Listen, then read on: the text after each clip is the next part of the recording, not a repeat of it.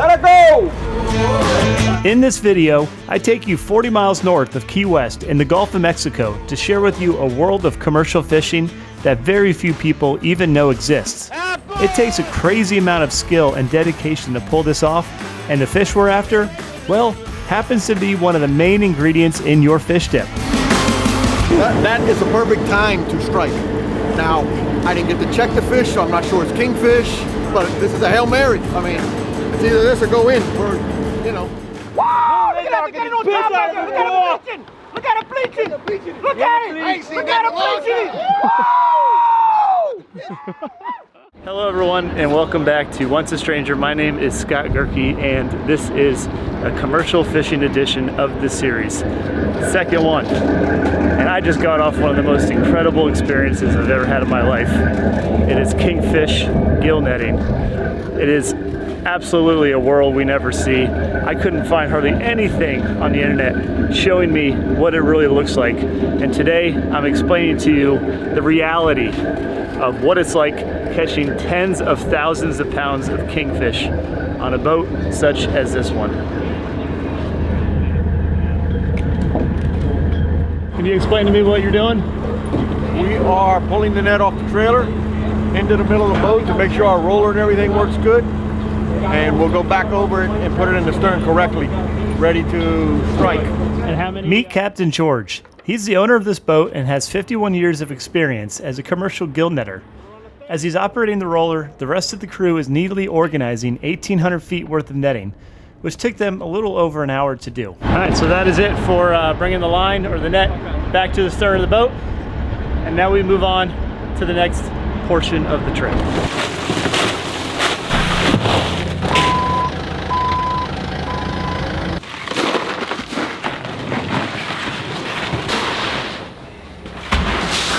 For the next hour, we're putting upwards of 9,000 pounds of ice into the boat to help keep the fish cool. That's it for today, but tomorrow, it's game time. Over here, make sure you stay away from it when the net's going out. If you see a little bitty hole, it'll take you through there. That's no joke. You pay attention. Yeah. This rope's going out 90 miles an hour. Yeah. Don't let it take your head off. Okay. Don't stand here. Yeah. When the net's going out, Yep. in case something happens to this and it gets ripped off the roof. Okay. This is going to be flying. Yep. So don't let that hit you in the head. You know.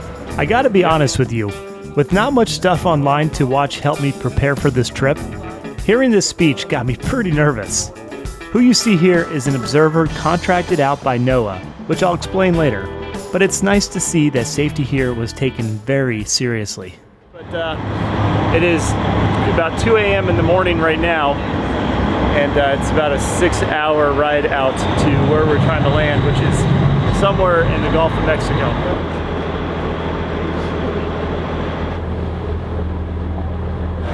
These are the boats that I fixed. Oh, nice. I was told by Captain George that it's probably a good time to start getting some sleep, because once we start pulling the net, it could be as long as it takes to get the net cleaned out, which is upwards of 12 hours to make that happen. Like, this ain't no joke. Now that I'm editing this footage after better understanding how long it could take to clean a net, I really had absolutely no clue what I was getting into. Well, I'm gonna get some shut-eye. Got a long day ahead of us. See you in the morning. Thank goodness it was a comfortable ride out. I got the sleep I needed and was ready for the unexpected.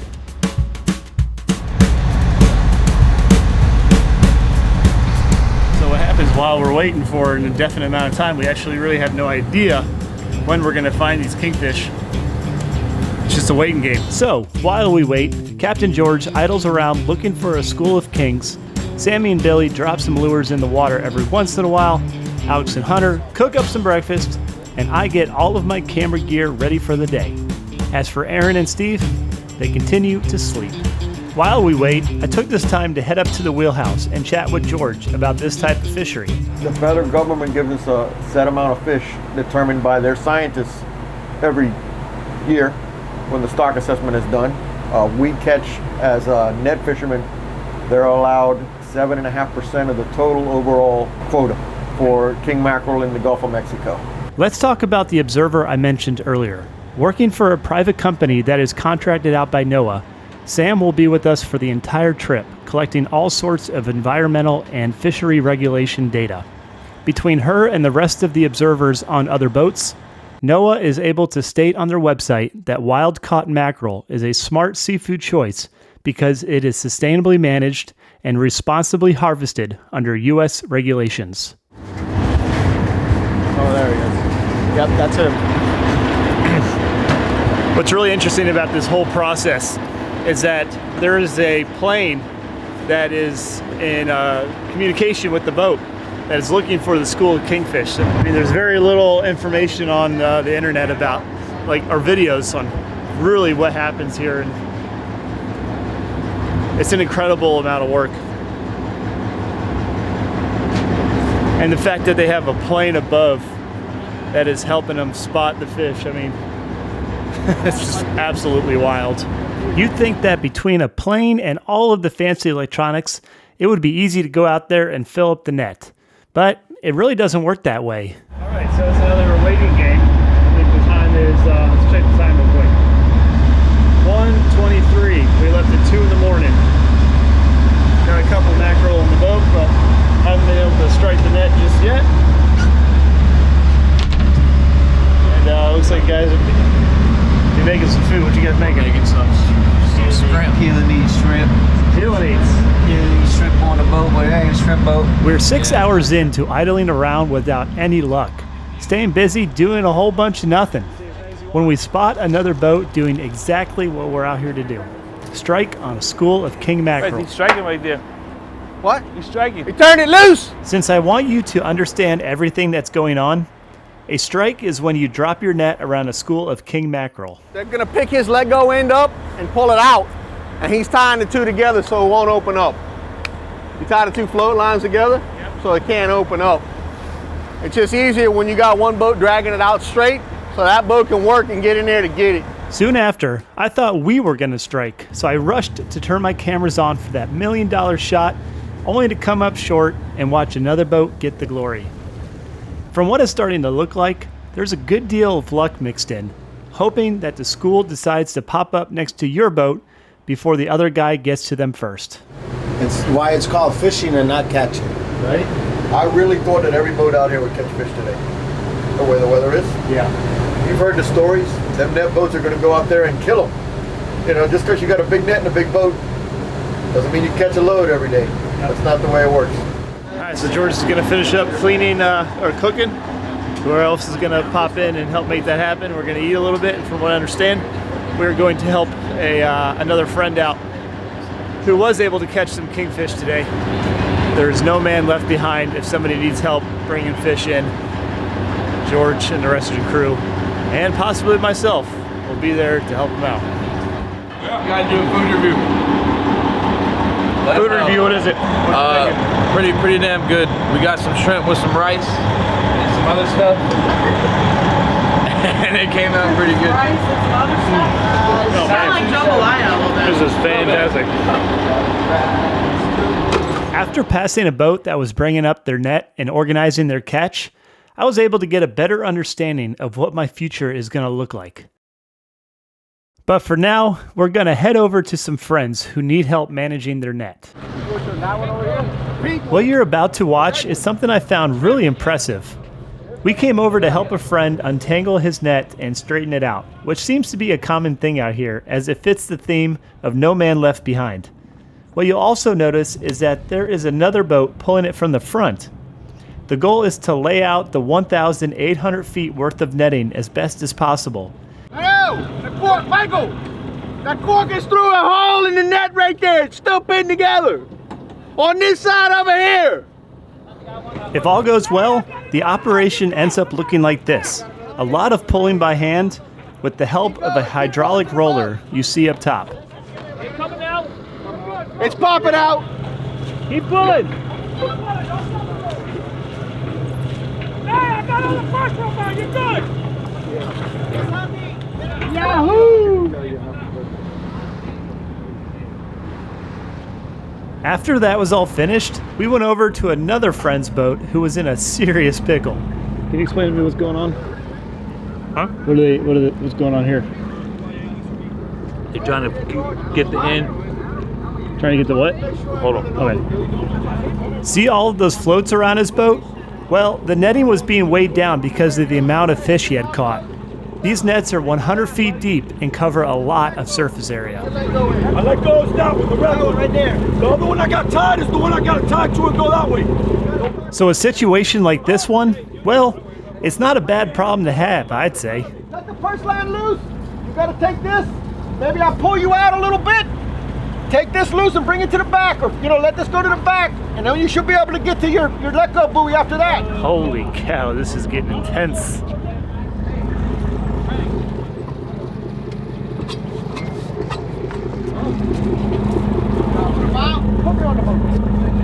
Put him on the boat, he says.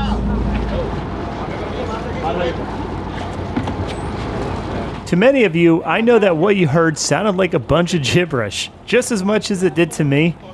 In layman terms, the net was a tangled mess, and with Billy behind the wheel pulling the net back like you saw with the last boat, George was able to help get it all figured out.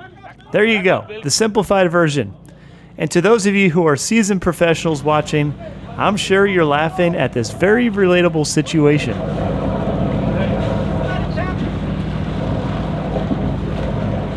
Sounds like he's been screaming all day. Tony? He sounds like he's been screaming all day, okay?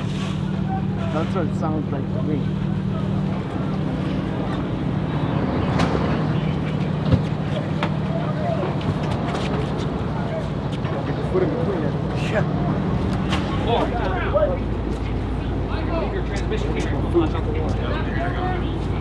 Here, hold that.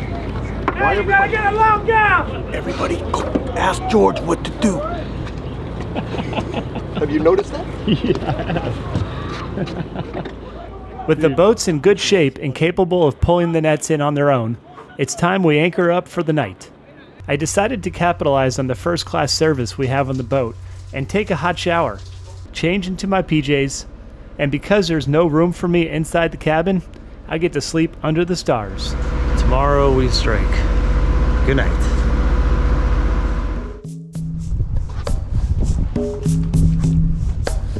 Good morning, and welcome to day 2.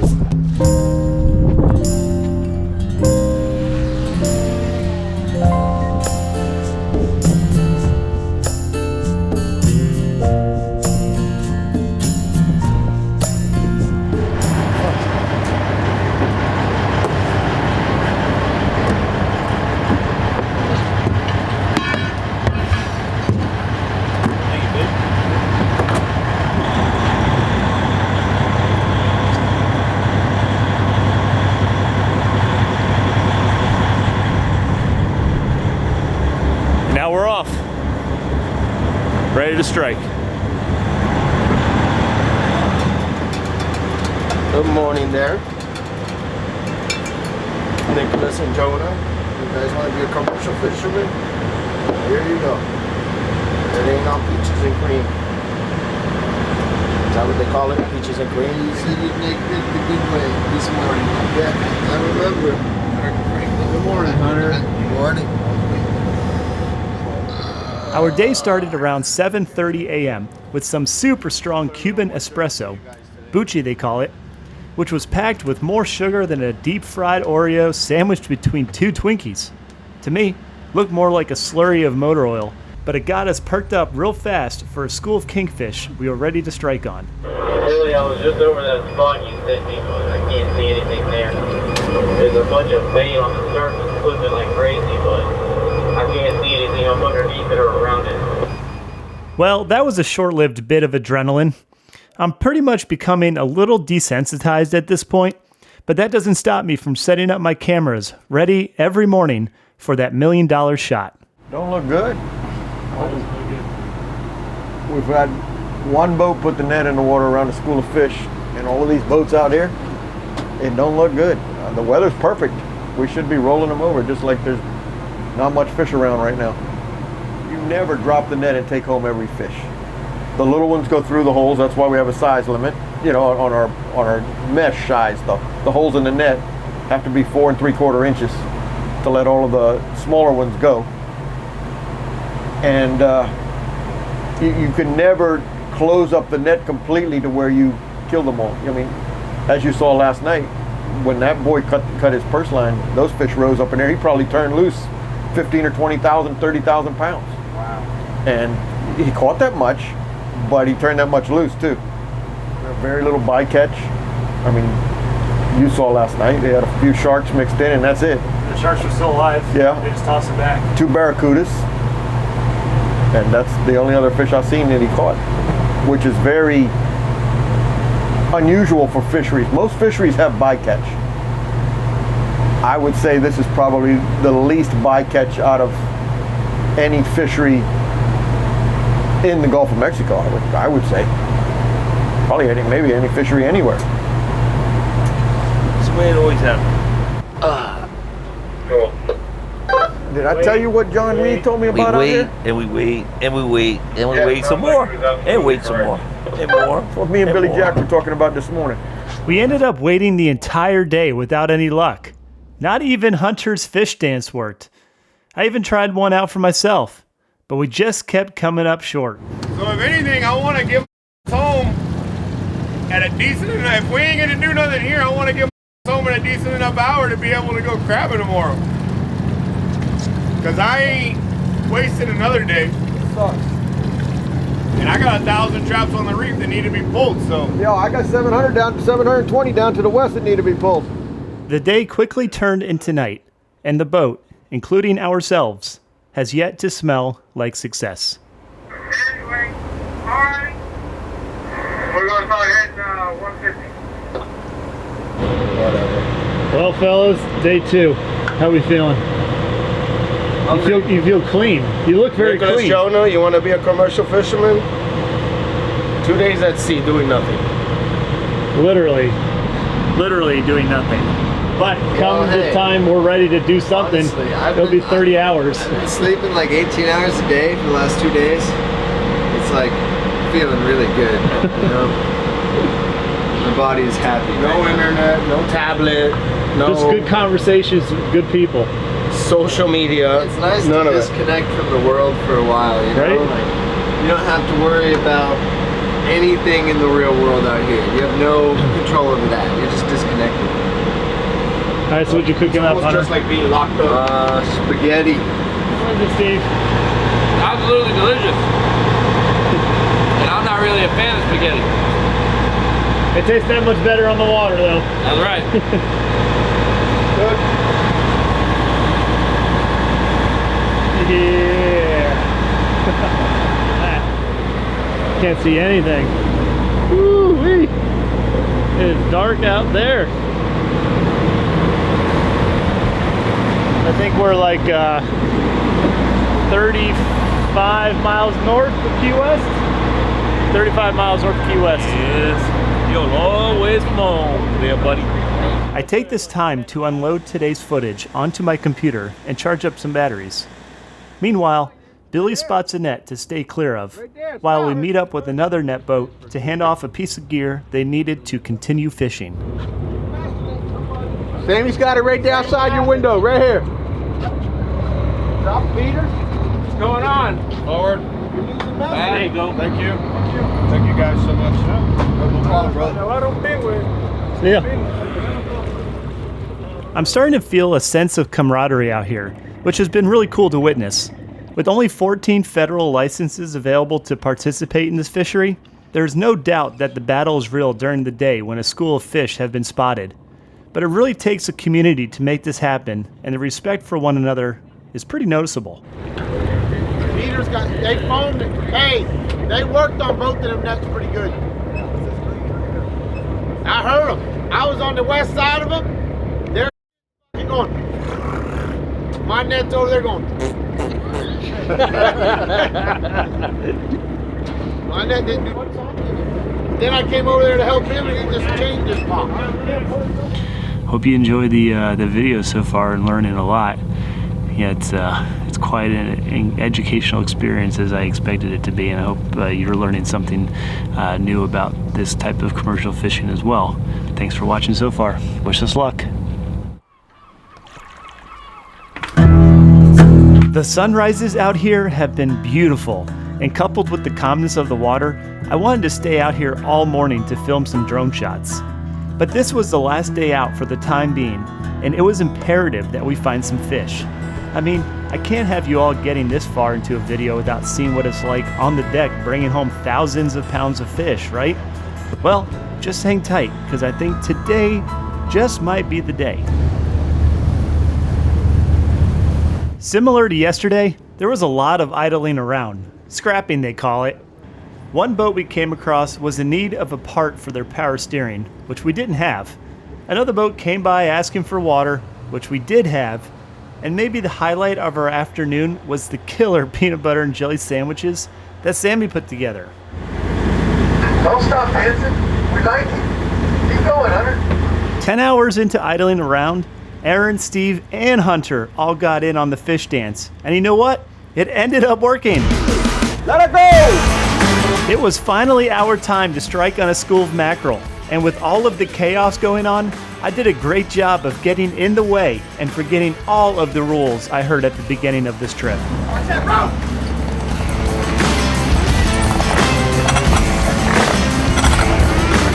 As everything is flying out of the boat at what seems like supersonic speeds, Sammy stands there to call out the numbers on the buoy to let Captain George know how much of the net is left in the boat. Happen! It requires a crazy amount of skill to know how wide to make the circle, so that when you reach the end of the net, you end up having something that looks like this. Billy, I'd appreciate it if you could grab that buoy and tie it.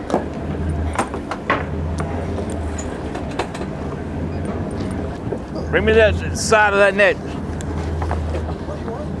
The net! Get that net! All right, what are you doing? Pulling the purse line in, And what's the purse line do? bringing the net together, tightening the net up, bringing the fish to the boat. That is a perfect time to strike. Now, I didn't get to check the fish, so I'm not sure it's kingfish, but this is a Hail Mary. I mean, it's either this or go in. You know.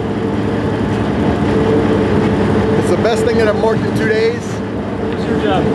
That's your job, Hunter. I was running the perch line. It's the net, or the rope that they're pulling in right now, it's closing in the net. I was letting it go out. Steve's doing the same thing. Yeah. Purse line in. That's right.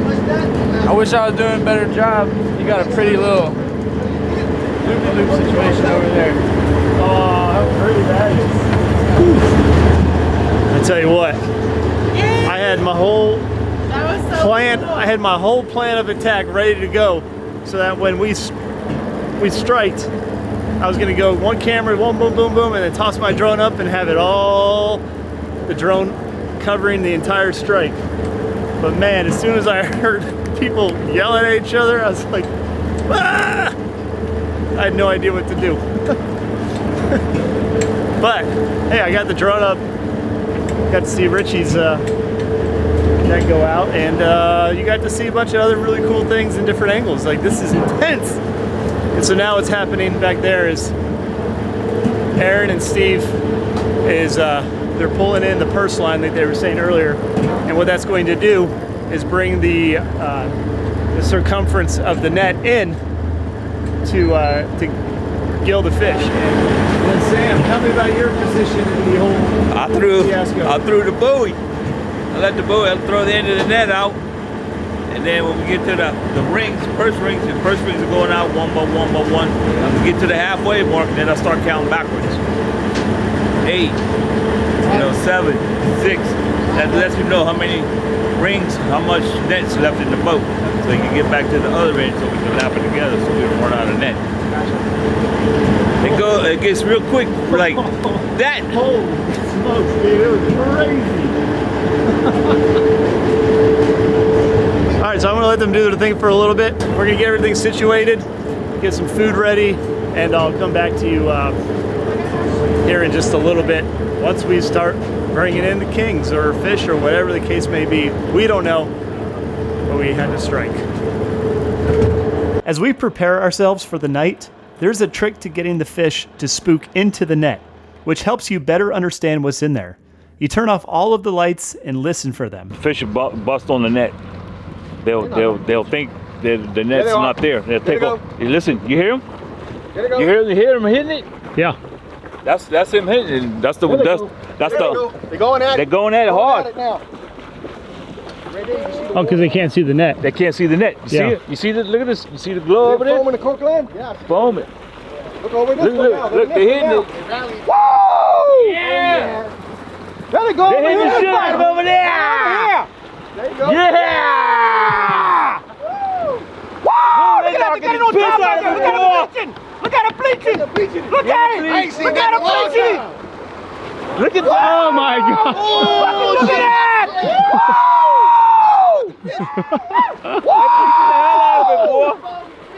that! The sound of grown men absolutely giddy about their catch. Just puts a smile on your face, huh?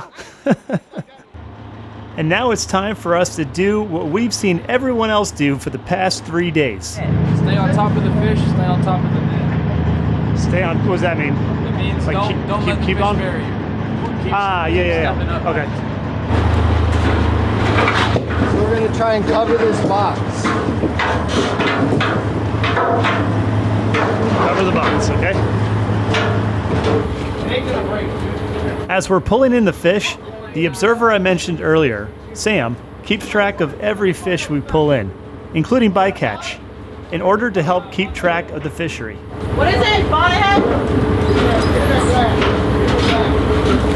Out of the thousands of pounds of mackerel we pulled in, we only counted 5 small pieces of untargeted species, also known as bycatch, 2 of which were able to be tossed back alive. That's a pretty impressive number considering the massive number of targeted species we caught.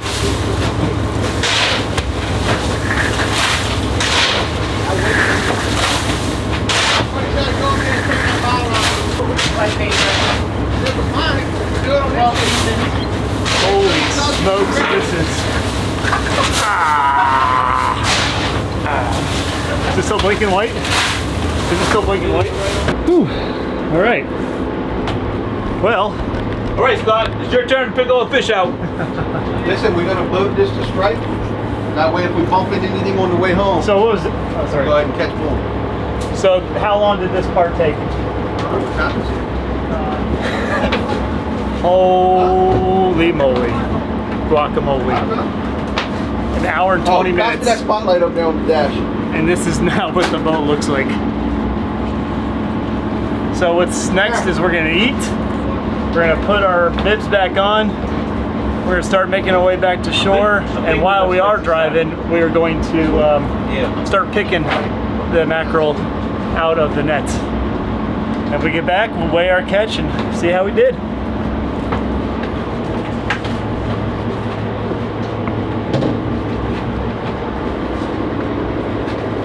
I was told to eat a big meal because I had a long night ahead of me. Figured the Oreos would be a great celebratory treat prior to being covered from head to toe in fish slime.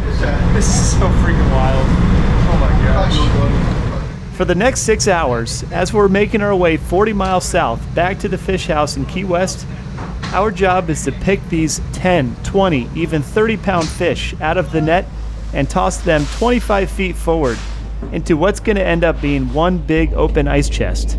That's where we used to eat and snoozed all of the days prior.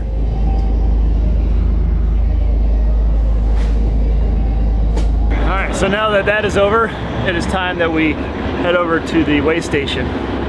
Figure out how many kingfish we have. What's that?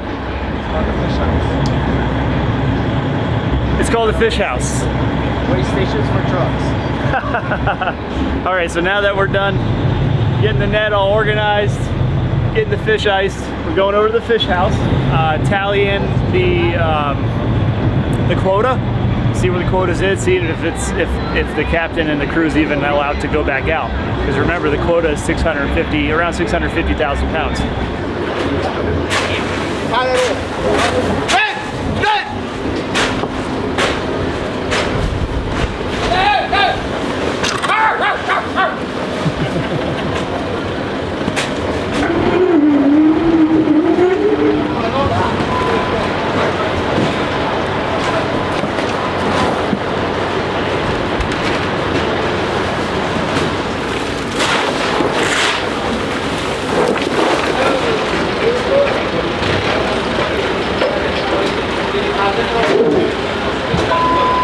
weighing fish. Weighing fish. Say no more. Okay. In a nutshell, ice 600 pounds, ice 600 pounds, and then ice. Did you get your total count? How much, George? 19,000. There we go. 19,742. Hot diggity. Have they told you what's left of the quota yet? There was 40% before today. Oh wow. Gone. Yeah. 60% left. Okay. Before today. So probably half. So with this, so you'll be able to go back out then? Yeah. Well, I'm probably not going to go now because the fish are so scarce. I'm going to wait. Oh, okay. And you're coming. So you know. You're part of the crew. You can't leave me hanging now. What day would that be? Well, you heard him, folks. I'm a part of the crew. Totally wasn't expecting that, but I guess there's going to be a part 2. So stick around for that.